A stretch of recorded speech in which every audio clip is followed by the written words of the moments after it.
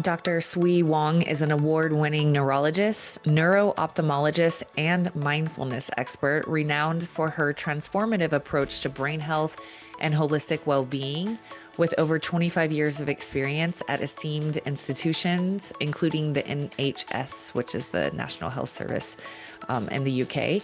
Dr. Wong specializes in integrating conventional neurology with mindfulness, yoga, and lifestyle strategies to enhance brain resilience and balance the autonomic nervous system, which is like the fight or flight, stress, all that system. As the creator of the Brains Method and founder of the Brain Health Practice, Dr. Wong delivers her transformative framework through a series of masterclasses and mentorships hosted on her dedicated Brain Health Practice app and online platform. The Brains Method blends neuroscience with mind-body practices such as breathwork, mindfulness, and yoga to help individuals build brain resilience, regulate emotions, and sustain peak performance, especially in high-pressure environments. If you'd like to check out her books that we talk about in the episode or learn about the Brains Method, her app, her what is it? She calls it masterclasses and mentorships. You can visit drsuiwongmd.com. That's SUI, Sui Wongmd.com. We'll put that all in the show notes. You can also find a link in the show notes for her email newsletter that's very popular that she sends out. That sounds really helpful. And everything else that you could ever find from her will all be on her website. So go ahead and check that out, and let's go ahead and learn all about the blending of neurology and all of the stuff that I'm into, basically. On top of it, just really cool stuff. And just have to say before we dive in, she's just such a joy. You'll see. Really, I would watch this one on video because she's just the most endearing human. I think I'm just have a big smile across my face the whole time just listening to her because she's just so delightful. So we'll go ahead and get into it. Here is Dr. Sui Wong. This episode is brought to you by Peluva. So Peluva, Peluva, those are Mark Sisson's new zero drop minimalist shoe with that distinctive 5-toe design. I have been loving them. I've been a long-time fan of barefoot shoes, and I was very resistant to the little 5-toe articulation personally at first, because just being real, I thought they looked really nerdy, and I was like, oh man, yeah, I love Mark so much, and I get what he's doing, but I'm not wearing those nerdy shoes. And then Brad Kearns, who's also involved with that project, was like, no, Tara, you got to try them. Tara, you got to try them. Tara, just come on, try them. And I tried them, and I kid you not, I enjoy them so much that I actually like how they look now. Weirdly, I can tell. So the purpose of that 5-toe articulation is so that your toes can move more dynamically. So with other barefoot shoes, I've been a long time fan of Vivos, and I'm still a big fan of Vivos, but they have just that big toe box, right? Which is awesome. So I didn't really feel like the 5-toe articulation was necessary, to be honest. But as I've worn them, I have experienced how awesome that is. It was actually been quite surprising for me. And I wore them this morning. I wear them all the time, and I'm really, really enjoying that freedom of movement of my toes.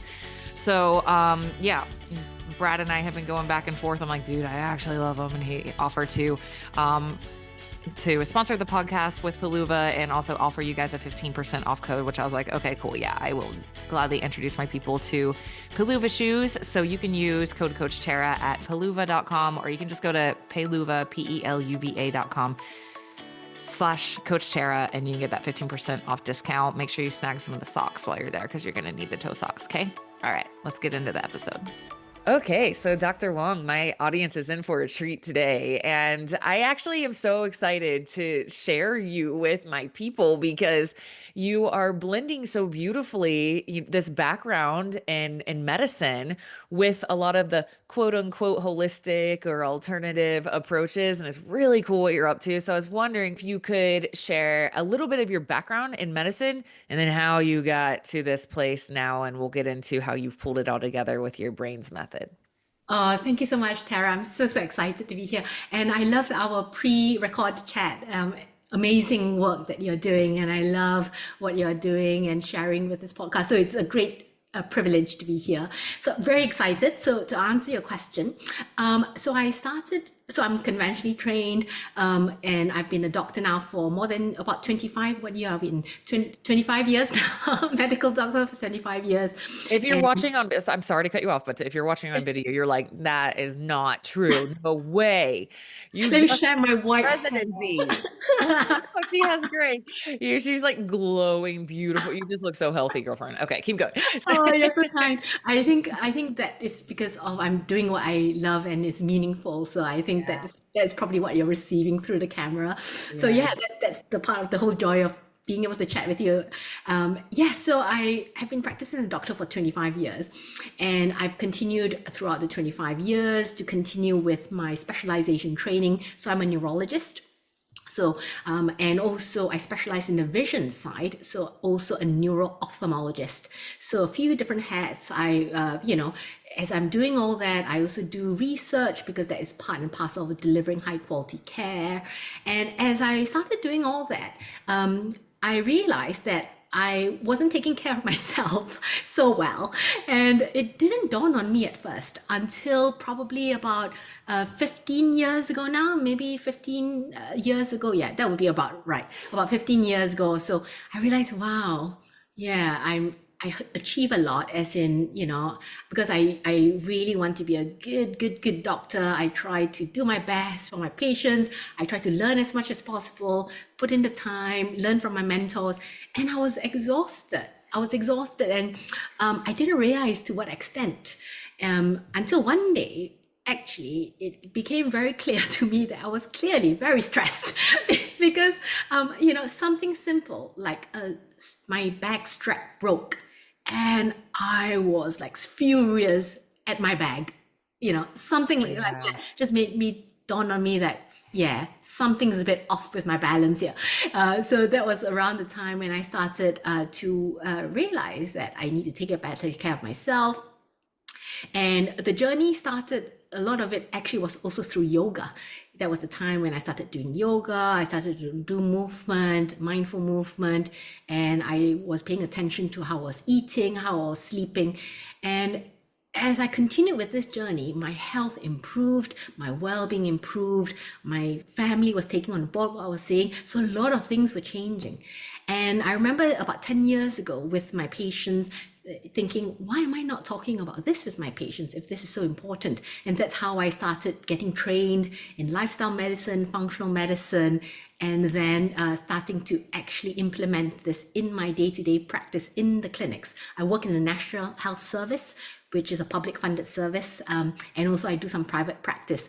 But I have very fortunately been able to bring in all these aspects now, integrating it together as part of the way I deliver care, because I feel like part of my job is to deliver the best care, is to be able to give people options. And Yeah. sometimes people want a different thing than just a prescription. Sometimes they need a prescription. Sometimes they want other options. And that's when I realized I could start talking about things like mindfulness, sleep, physical activity, gut health, nutrition, blood sugar swings, these topics that when they're open to it, it's remarkable making the changes. It's a lot of times they start off being skeptics, which is what I love. Healthy skepticism, always Yeah. important. And that's how Yeah. it kind of then they kind of test out what I say, they notice themselves, how things are changing, and that's how things continue to evolve. And it's where by doing, they learn, by learning, they realize it's great for them and they continue. Mm. Okay, this is gonna be fun. You see, guys, I told you she was awesome. Okay, so this brains method that you have, that's blending neuroscience with mind body practices, breath work, mindfulness, yoga. First of all, what is the brains? What's the acronym for? It's a combination. There are two parts to it. It brings the brain resilience, so building brain resilience, and then the balancing of the autonomic nervous system. So Mhm.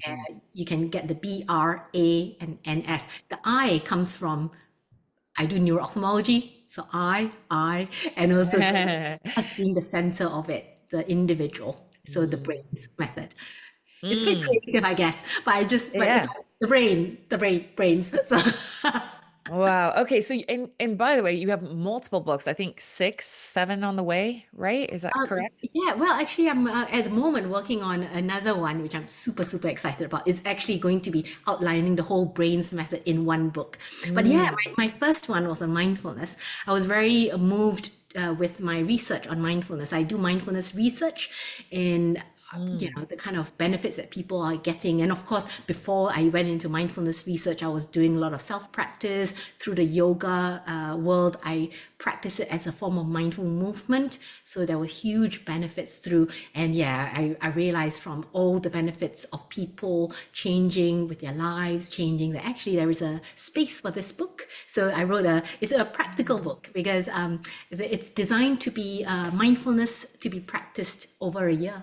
So there are 14 chapters. In 12 chapters, at the end of each chapter, there are a list of things that people can do for self-care and ways to create mindful moments. Because I'm thinking mm, yes, mindfulness could be a formal practice like sitting, breath work, mindful movement, yoga, tai chi, dance, or it could be just a moment to moment awareness of our body when we are standing in the garden, whilst we are drinking our cup of tea, or whilst we're taking our first meal of the day, or the last meal of the evening, moments of these kind, just being aware and present and hmm. really appreciating what's present. So yeah, that's how it started with the mindful movement, mindfulness for brain health. And I realized, oh, okay, it's not that bad.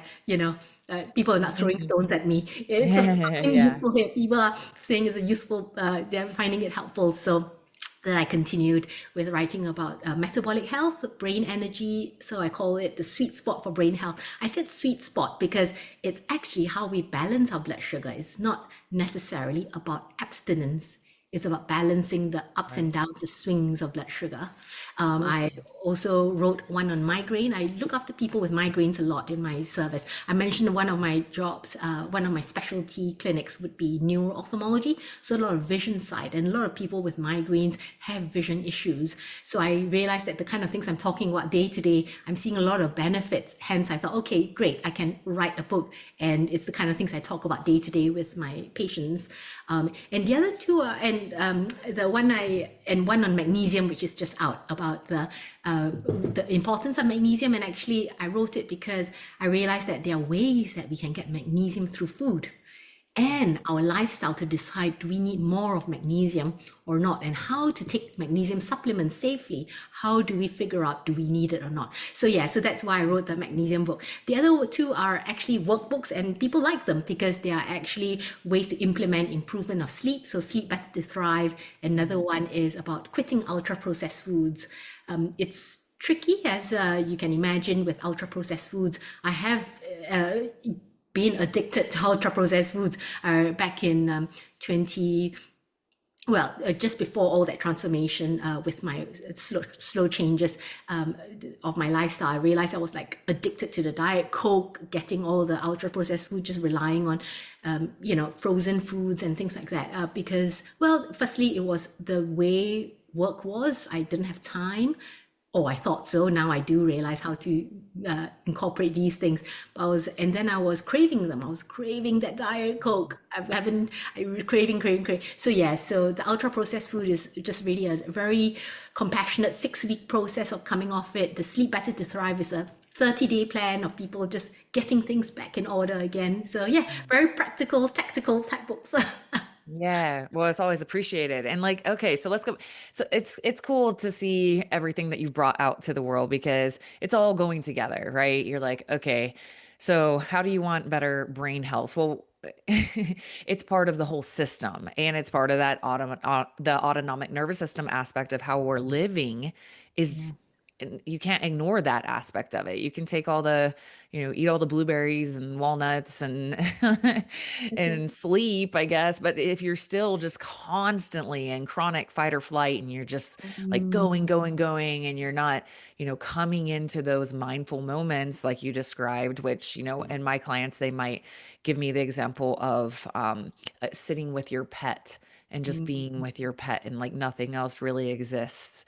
Like beautiful. that state is critical for humans. And so like let's go all the way back to, you mentioned this for your book, and I know that this is also part of your brains method, and you said that you do mindfulness research. Can you tell us more about what you've learned about mindfulness research in terms of how it impacts our health? Yeah, thank you. I do the mindfulness research in a neurological context, so it's for visual symptoms. There is a visual condition called visual snow syndrome where people get a lot of vision disturbance, almost like a snowstorm or static from the old screen, old school analog television. And then they get very light sensitive after images, trailing of images, excessive floaters. But when we examine their eye and when we examine their brain, that's normal on the scans. What's Mm. happening is the vision processing side is overactive. It's almost heightened in the way some people think of it as like a software glitch sort of thing. It's overactive. So I came up with this hypothesis that we could use mindfulness to retrain brain pathways. So that was back in 2019 when I decided. It was actually when I was getting certified through the Oxford Mindfulness Center to be able to deliver mindfulness as a teacher and also to talk about it in my clinics. The thing about doctors sometimes, or the way I think rather, I shouldn't generalize. I feel like I should be certified before I can talk about it. Yeah. So I thought, right, I know a lot about mindfulness, but I can't say it's because I'm a yoga teacher. So I better go do Yeah. a certification. But it was during Yeah. the process where I was so moved by the benefits of mindfulness. I was watching a documentary of John Kabat-Zinn, and he is often credited as the father of mindfulness, and it kind of bringing it into the secular setting. And I was so moved by the benefits of his program, the love and care that's just transmitting across from that documentary. And I thought, well, actually, I can talk about mindfulness in my clinic. What is more impactful is if I do a piece of high quality research that can change the minds of my colleagues, then that could translate to a better, wider ripple out effect. And that's actually the reason I write these books, because I feel like there is a wider ripple out effect rather than just the people in my consultation room and then they do well, great. And then, of course, what about the wider context? Mhm. So, yeah, so that was in 2019, and I still remember the faces of people's reaction. I said, "Oh, I want to do this mindfulness research." A combination of curiosity, some healthy skepticism, and some doubt. So understandable. So that was how it started. I managed to get it going. A lot of it just me doing it on my own time. And I raised a little bit of money to pay for my psychologist to deliver it alongside me and to pay for coffee and tea for the participants so that, at least they're cared for and we can book a room. So it's a group intervention program for that condition, visual snow syndrome. And that was super exciting. We started it in 2020. And we plan to do 3 groups. So it's a group learning over 8 weeks. The first group did amazingly well. And then 2020, pandemic hit. And that's it. Research had to close. So that was really sad and shocking. But that there was a silver lining. I managed to raise more funding. We did something called the functional MRI measure, and that showed for the rest of the participants that after the 8-week program, the brain connections were changing, symptoms were changing. So what I learned from this from my mindfulness research, to answer your question after that long background, is that number one, we can change our brain pathways through mindfulness. And in fact, in the book Mindfulness for Brain Health, which I have it here, it's a case of, it's also other things that other researchers have shown that it could really enhance the memory part, the way our brain functions, the fear center shrinks, so that whole content and the sense of joy or less fear, these things get changed with mindfulness practices done in a certain way. Mm. The other thing is, of course, there are other things from the feedback of the participants. I do something called qualitative research where we interview people and we look for themes, patterns, and people's lives are changing. They are finding the benefits are not just the improvement of their symptoms, it's also in how they live their lives. And that is why I said I was so moved to write this book, just so that, Mhm. wow, if it's so beneficial, how do we encourage more people to embrace it? Mm. Yeah, thank you for doing that. Wow. I mean, as somebody who I got into meditation, let's see, when was that? 2018. So it's been seven, almost 8 years probably now that I mean, I meditated right before this. I meditated this morning, and then, that kind of just drifts into that whole kind of way of being and learning from teachers and valuing presence and valuing slow, and you don't miss things so much. And so when you talk about the brain benefits, as somebody who geeks out on the human body, I'm like, yeah, that's what it feels like. It feels like your amygdala shrinks, and Yes. it feels like your prefrontal cortex is like performing more optimally. But it's nice to hear that there is scientific validation for these things too, because it's always nice to have that confirmation. And there's always surprises that come up too, right? When you actually do research like that, it's like, oh, cool. And that's So amazing, isn't it? thanks. Because like your lived experience and people's lived experience, they go, oh, this works. And then how do we show it in Right. research so that then we can change minds? So for the skeptics, you go, all right, okay, I guess there must be something to this because there is some research data to support this. And of course, it's not just a sense of how well we feel, it also translates to a lot of physical health changes. For example, the stress management improves quality of sleep, which then improves the clearance of brain toxins, reduces the risk of inflammation or neurodegeneration, improves blood sugar balance, improves gut health, so many things that's so Mhm. interlinked. So I think oftentimes I kind of think of one thing within the brains method has got a lot of network connections to the other aspects. Therefore, they all are synergistic. Yeah, 100%. Mm. Okay, well, let's switch over to the next book you mentioned, and let's talk about blood sugar, because this is such an important topic. Because right now we have, when we say symptoms like brain fog, or, my brain just isn't working, obviously there can be a lot of different reasons for that, right? But this one, unfortunately, is, I think, being overlooked by so many people, even healthy, fit people. It doesn't matter. Like, it's understanding how blood sugar and is impacting your ability to have mental clarity in your brain. Can you, since you wrote a whole book about that, can you Yeah, tell yeah. us about that? Yeah, that is really, really interesting because I actually experienced it myself to then start talking about it with patients and then start to delve into it. So, yeah, exactly as you say, oftentimes so-called healthy people, like I considered myself before I realized that I was eating a lot of ultra-processed foods and Same, same, same. I eat salad sometimes. yeah, Yeah, I'm pretty healthy. I yeah, went for I a run run, once.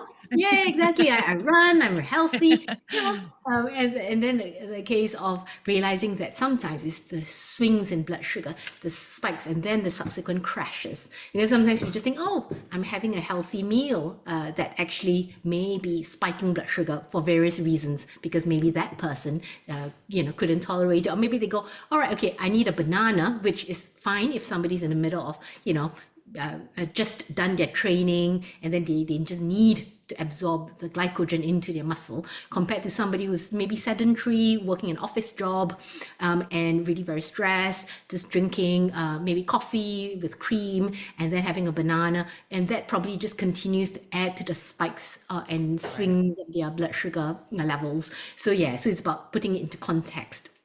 And also, yeah, I talked about it's not necessarily about abstinence. So it's about then timing to see when we Yeah. have something. So let's say somebody loves a chocolate cake. Nothing wrong with that. It could be a case of, after your meal with plenty of vegetables, and then having the cake at the end of the meal, which means that you can get the benefits of the cake, which is the enjoyment of eating it, perhaps having a mindful meal, mindful bites with it, such that you may realize that, oh, I don't need that much of the cake to enjoy it. And maybe getting also the benefits of the chocolate, the polyphenols from the chocolate, the cocoa beans, and blood sugar levels are stabilized because there's already a meal before that that allows the slowing of the digestive tract. So Hmm. yeah, so I think the key thing to talk about the brain fog is that for some people that could be part of the blood sugar crashes, Hmm. that's kind of triggering it. For some people that could trigger migraine, which then causes brain fog. For some people, the swings in blood sugar just really affects their body's ability to use sugar. So there is something called insulin resistance, as you and your listeners likely know, and it's a real disturbance in the body's metabolic health, where the body is still pumping out insulin to try to lower blood sugar, but blood sugar still remains high. And the total amount of insulin that is constantly being pumped out is much more than for somebody who does not have the condition of insulin resistance. It's almost like the body is resistant to the effect of insulin. And oftentimes that is contributed by issues of, yes, uncontrolled blood sugar swings and other things with, for example, if somebody has excess weight into the abdomen, visceral fat, so surrounding the abdomen, more inflammation, or if somebody's highly stressed, their stress hormones, the cortisol hormone is pumping out blood sugar, and their body's also trying to get the blood sugar down, and then the blood sugar pushing, getting constantly like chronic stress, then creates this environment where it's not just a brief episode of blood sugar spike, which is necessary. Let's say if we are running away from a tiger in ancient times, we need that cortisol spike to be able to allow us to run. But if we are in an environment where we are constantly having email pings of, work related stress and interruptions, and so it's a chronic stress, and that's what the body is not designed for. And the blood sugar keeps pumping, cortisol is still really high, and the insulin levels are trying to get it down, and that's the Hmm. whole cycle that could be contributing to insulin resistance. Hmm. What's really interesting as I was writing this book is that there is a study that showed that some people, because of these kind of patterns, they may end up relying on sugar. So, that study, I need to go back to the details, but the summary of it was that the people who were most susceptible to it were men who were overweight, and they end up getting into the habit of drinking a lot of sugary drinks to be able to perform because their brain needs it. Because what's happening is they have a lot of insulin resistance, where if they do not take the sugary drinks at that time, they may then dip with their Hmm. ability to concentrate, that brain foggy feeling. And of course, Hmm. continuing to take that sugary drink will end up causing problems, Hmm. diabetes, heart attacks, strokes, and other vascular health problems. And it's Hmm. about understanding that to go, okay, I need to nourish my body with something that gives a steady blood sugar level, so that I can continue to give my brain energy without that crash, and therefore grabbing for that sugary drink.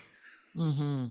Yeah, you hit on a really important aspect of that is talking about the stress impact of insulin resistance. And I think that, people, sometimes we overdo it on food, on Mm, thinking about, I mean, the food, obviously the nutrition part matters, right? yes. But I mean, I've worn a continuous glucose monitor many times. Many of my clients have, lots of my friends do.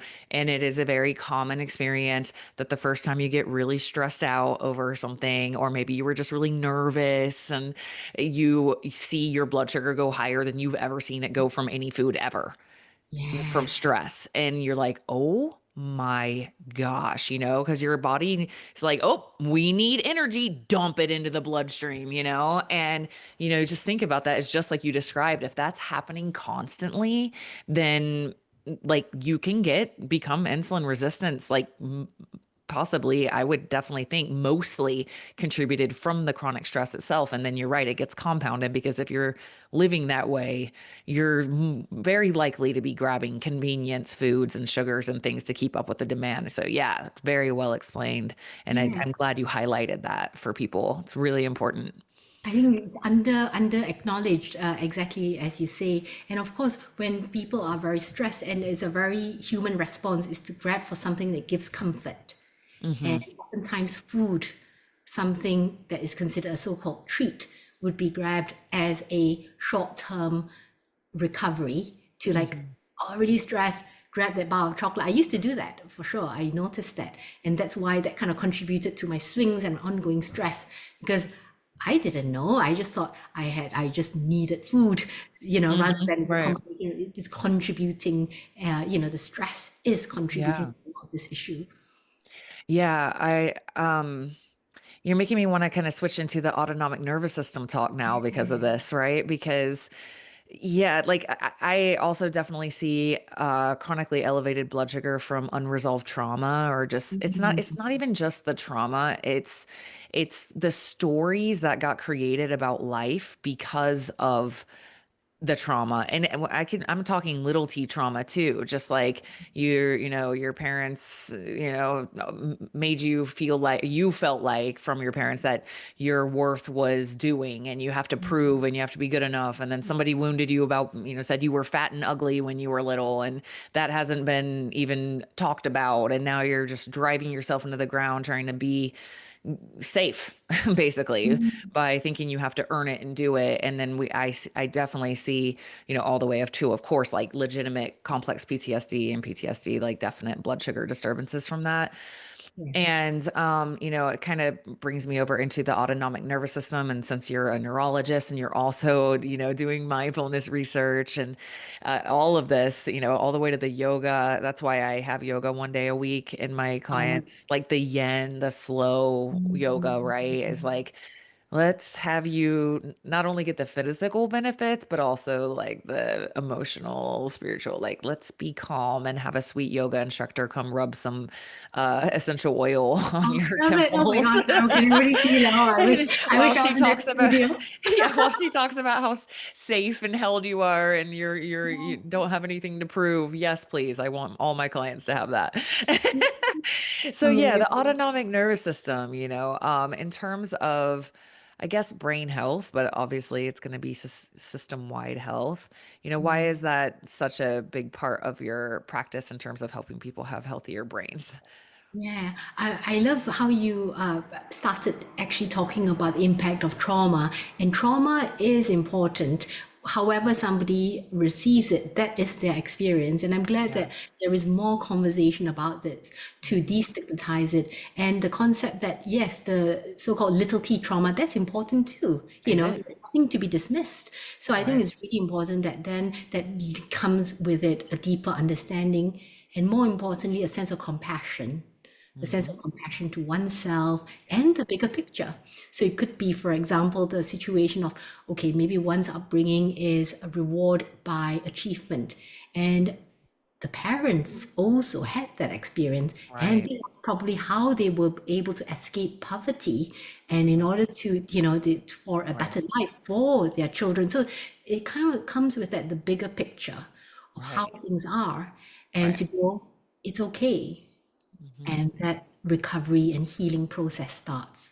So Hmm. the autonomic nervous system, as your listeners know, there are two parts of it: the stress response or the sympathetic, or sometimes called fight or flight. But it's really what we call the sympathetic. We need that. We need that to wake up in the morning. We need our cortisol to go. If we have a presentation, we need to be sharp. We And to need to train and to exactly, train, exactly, work out. exactly, exactly, exactly. Hit your PBs, exactly, Yeah. exactly. Or is it PRs? Yeah, yeah. Either one. I hear both. Personal best, Yeah, personal record, exactly, both good. exactly. So yeah, we need that, and also we need the other half, which is to rest and relax.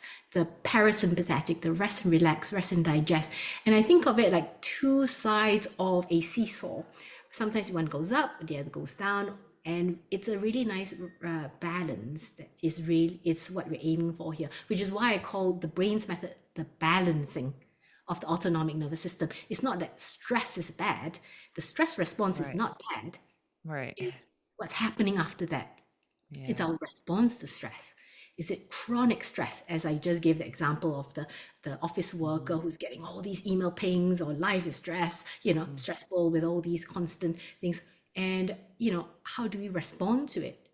is Hmm. what matters, to then actually have a physical change with the body. And that's where mindfulness comes in as well. And mindfulness can also help, bring in, activate the parasympathetic when we need to rest and relax, to unwind, to start preparing the body to sleep at night, to get good quality, high quality sleep, to be able to digest our food when we're eating because we're slowing down, we are Hmm. breathing, settling, and really savoring what we're eating, which means that we can absorb the nutrients that we're having Right. and not just like not sure what is being eaten.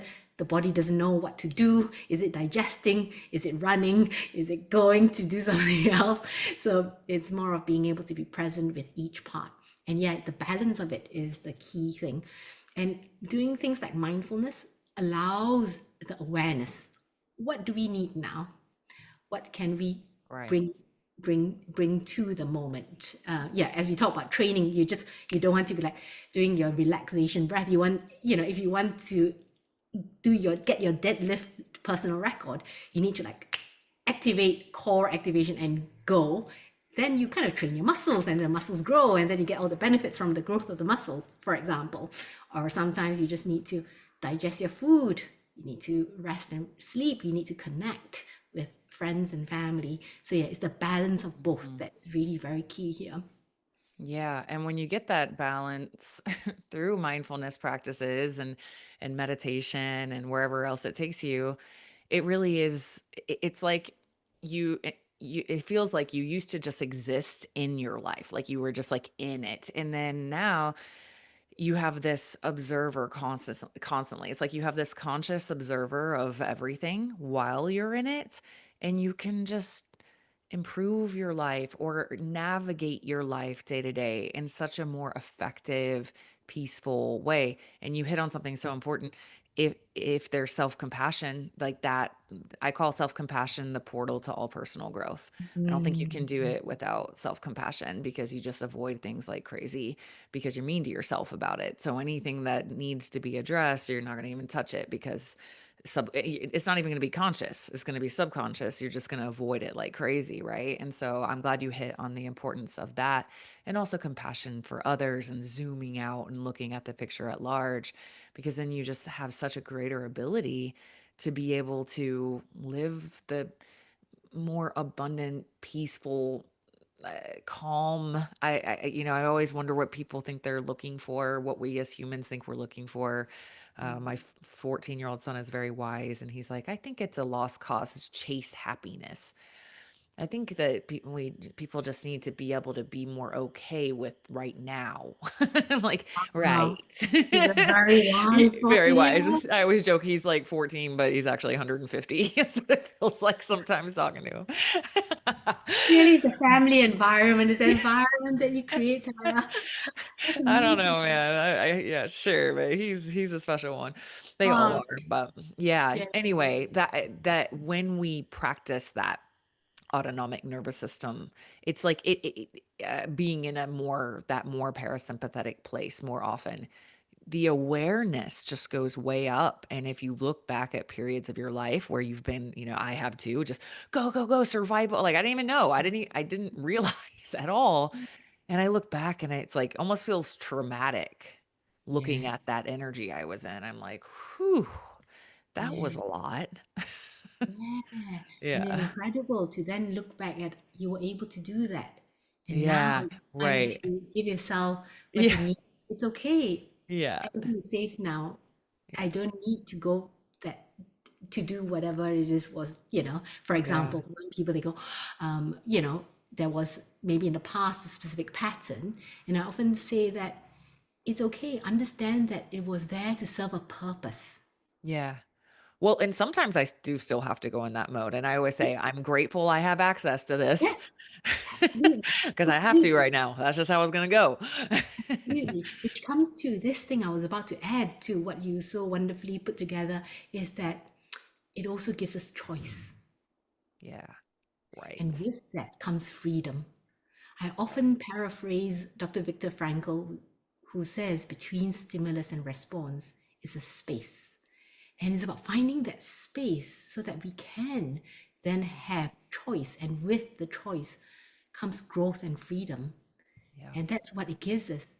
Yeah. Yeah. I'll take it. I'll take it. Wow. Okay, so hold on. We stopped kind of at your blood sugar book. And what was Yes. the next one that you mentioned? The magnesium one, and then there was one another. Migraine one. Oh, we just had a migraine. Oh my gosh, my brain is forgetting. I'm like, what? We just had the most amazing migraine person. I think she's in the UK. Am I losing my mind? Anyway, migraines. We just had an episode about those. It was Okay. excellent. Anything to share in terms of, migraines, since this is such an area of expertise for you, like to kind of cap off that conversation. Oh, Elena Gross. Do you know her? Oh, Dr. Elena Gross? probably. I don't. Okay. Okay. Yeah, she's That great. would be my deficiency rather than not about the person. Like I'm living in a small hermit world. I Most think you famous would like people I I think you don't. would like her. Okay, okay, amazing, amazing. I oftentimes feel embarrassed when people ask me, "Do I know a specific person?" Because really, like honestly, the most famous person, whether it's in academia or in public, what they call in the movies or in, Yeah. I kind of go, not sure. Yeah, I can be that way too. Just people's jaws are dropping. Really? I'm like, I don't know. I don't really watch very many movies or anything. So I'm in my own little world, trying to do my yeah. own Yeah, thing. yeah, yeah, yeah. Trying to find mindfulness moments Yes, amidst a lot of creation energy. Okay, absolutely. so yeah, migraines, just we don't have obviously a ton of time to go deep into it, but just any tidbits of insight or wisdom for people dealing with migraines that might be helpful. Yeah, so I kind of also cover that how to tweak the brains method relevant to them.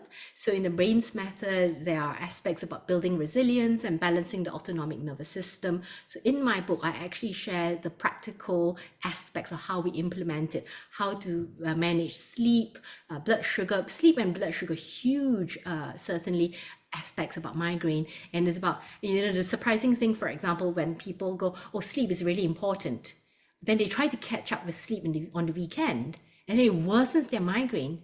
Because really, for people with migraines, it's not about catching up with sleep, it's about keeping things to a regular pattern. And I actually prescribe naps so that then people can get to the right amount, get to regular rhythms, their circadian rhythm is good, then they have high quality sleep in the night. You can really rejuvenate the brain. So that's one of it. Another one is, yes, blood sugar is a big thing as well, which we covered. So I talk about the ways of implementing it and other aspects of the autonomic, the brains method. I cover that in detail. So I guess the brief take home is that there is a way to manage migraines.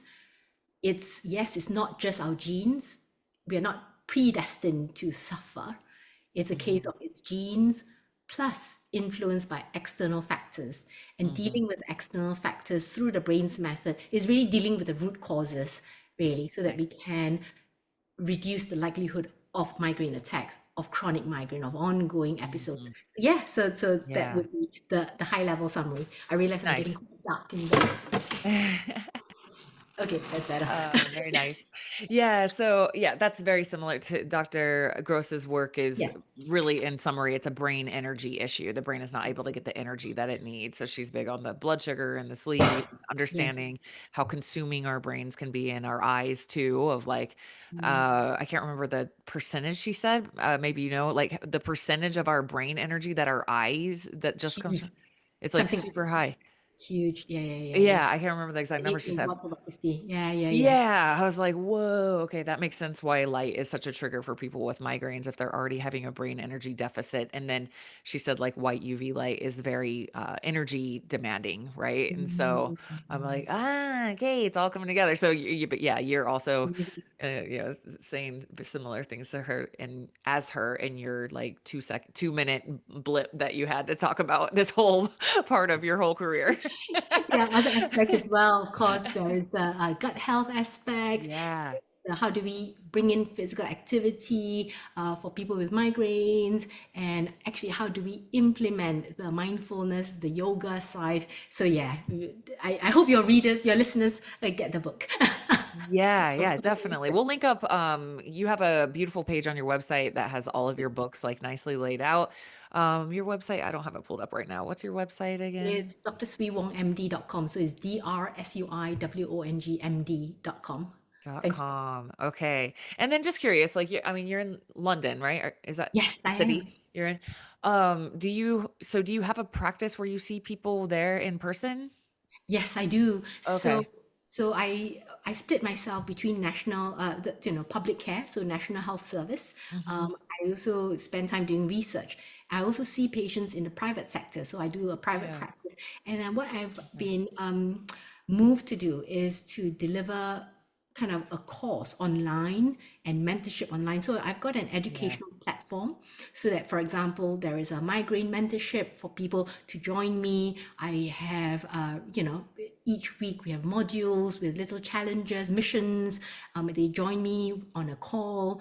We do mentorship coaching. And yeah, so it's very much Mhm. an educational platform Mhm. that I'm also developing. So that's the brain health practice.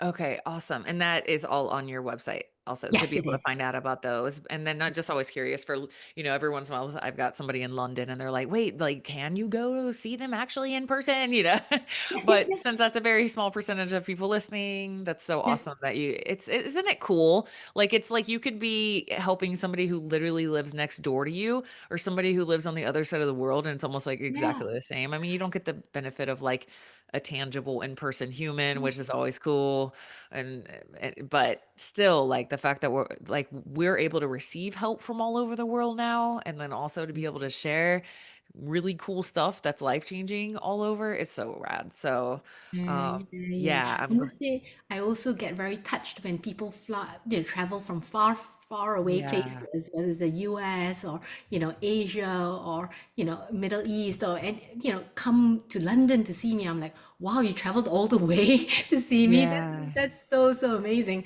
So yeah, yeah. so there are various Oh, ways that I try to help. that's so awesome. Well, I mean, it makes sense. I mean, you've been 25-year, quote unquote, 25 years, because like that wouldn't, I so got a white hair to prove you it. started when you were 5, okay. Um, but yeah, I mean, all the experience, the research, and just the wisdom that you're bringing in. And, I resonate with you so much because my journey Likewise. too has just been like, wow, this changed my life. Like, hey, this client, you want to try this? That client, you want to try? Okay, we're going to make this. That was like life changing for all of us. This is going to be part of the thing now. And I, I see that's what you're bringing in as well. And that it's just so cool that you have the neuroscience background, and are able to do research and, really effectively read through research as a researcher and just really bring all of that to the table. It's like, yeah, I would fly from the Middle East. So it's so awesome. And man, good job writing all the books. Just everything you're doing, definitely leaving behind a beautiful legacy for, even after you're no longer here on this planet, like just the ripple effect will still be going, which is really rad. The So way I yeah. think about it also is that if what I write or do makes a change in one person's life, and one person's life means that they have a better relationship with the next person, so the ripple out effect is actually the lives of the children, really, the next Yeah. generation. Yeah. And then that is a ripple out of healing and Yeah. connection. And then there is that wider effect. That's my hope with the Yeah. work I'm doing, that there is a Yeah. ripple out effect. And, that whole, yes, we're all healthier. We're healthier, and then we can function better. We can be well. We can take time. We can be kind. We can be compassionate. Yeah. We can connect. We can understand. So that is my hope. Yeah. Yeah. I resonate deeply. Well, thank you so much. Thank you for coming on and sharing with us. Oh, thank you so much, Tara. It's such a joy and privilege to be here. You're amazing. Likewise. Thank you so much for joining me on this episode of the Inside Out Health Podcast. I hope it's been helpful to you in your journey.